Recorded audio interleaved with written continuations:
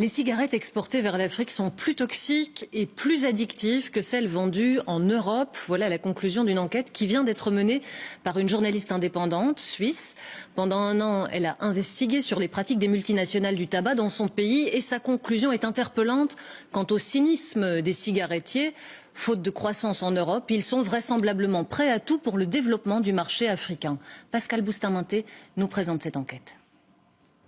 Au centre de l'enquête de Marie Morris, 3 géants de l'industrie du tabac installés en Suisse. Philip Morris, Japan International Tobacco et British American Tobacco. Son intuition, les cigarettes commercialisées en Suisse et celles qui le sont en Afrique sont différentes. J'ai choisi d'aller au Maroc pour mon enquête parce que c'est le pays d'Afrique où le plus de cigarettes suisses sont exportées.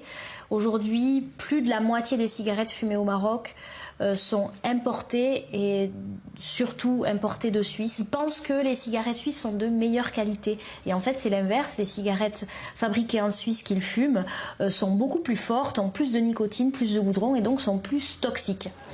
Pour prouver cela, elle a confié des cigarettes vendues en France, en Suisse et au Maroc à un laboratoire indépendant. Ce dernier a analysé les cigarettes au moyen de cette machine. Les différences sont objectivées.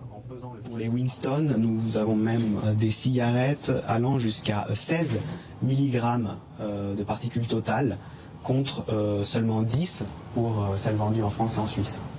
Faire en sorte que le taux de nicotine et des autres additifs soit supérieur entraîne plus de dépendance et rend donc les clients plus captifs. But de la manœuvre, préserver les bénéfices des cigarettiers. En Suisse, les ventes de tabac ont baissé de 38% en 20 ans. En Afrique, l'OMS prévoit que d'ici 2025, il y aura 40% de fumeurs en plus par rapport à 2010. Le marché africain est donc l'objet de toutes les attentions de l'industrie du tabac qui pourrait y trouver une terre de croissance au moment où, en Occident, le nombre de fumeurs chute.